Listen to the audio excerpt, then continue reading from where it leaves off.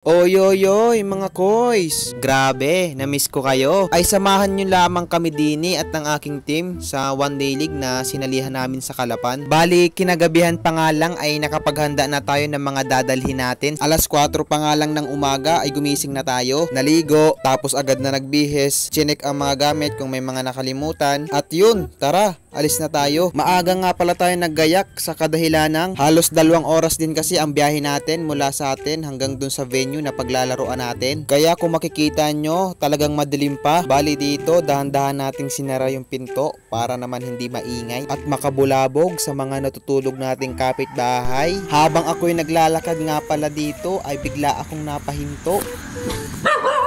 Hindi siguro ako nakilala kaya binatok ako ng aso dini sa amin. Ako nga pala ang nauna dini sa tagpuan namin. Bale, kasabay ko nga pala ang isa kong team at player na si Marvin at ang isa sa mga solid na tekong ng Team Gloria na si Darren. Umupo nga lang muna ako dini sa may upuan para maghintay. Habang naghihintay, minasamasahay ko itong hita ko kasi medyo masakit pa. At yun, sa halos na 30 minutong paghintay, dumating din yung mga kasama ko. Dini nga pala ay nakasakay na kami. Medyo marami nga rin palang pasahero ngayon. Hindi ko alam kung bakit. Pero palagay ko, luluwas ang mga ito.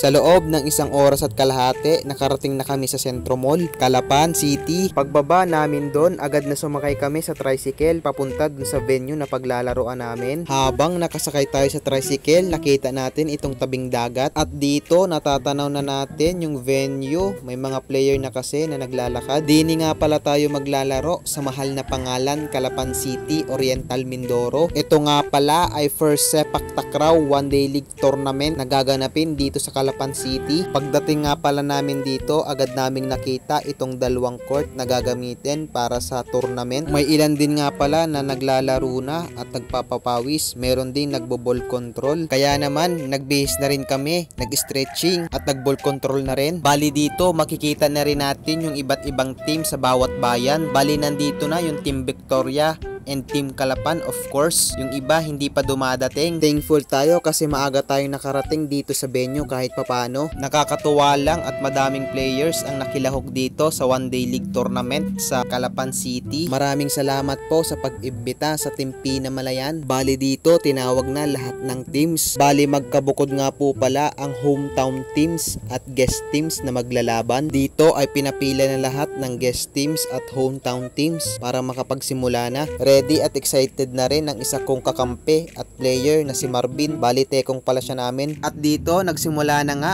ang event. First game pa yata.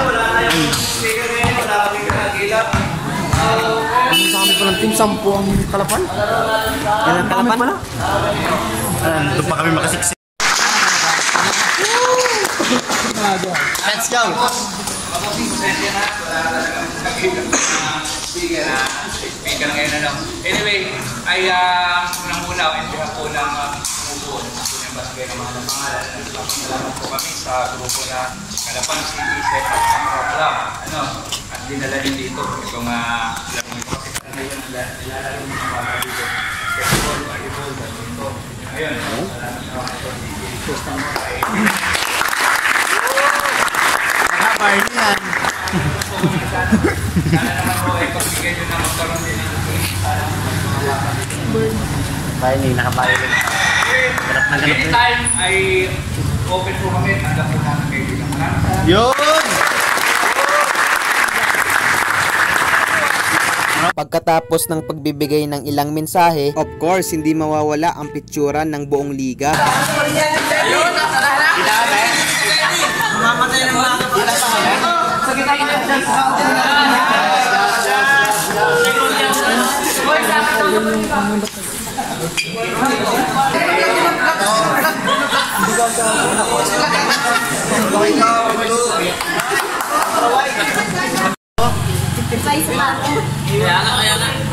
One, two, three.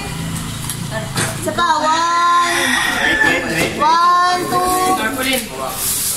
At yon, natapos na. Simula na ng bakbakan. Bago ko po tapusin ito, nais ko lamang pong magpasalamat sa organizer, officials ng mahal na pangalan at sa Calapan City Sepak Takraw Club. Maraming salamat po sa pag-imbita at sa mainit na pagtanggap sa amin. Patuloy lang po natin palaganapin ang larong Sepak Takraw dito sa ating lalawigan. Bisitahin nyo lamang po ang page na to para sa mga laban na naganap dito sa ligang ito. Please follow and share mga kuys.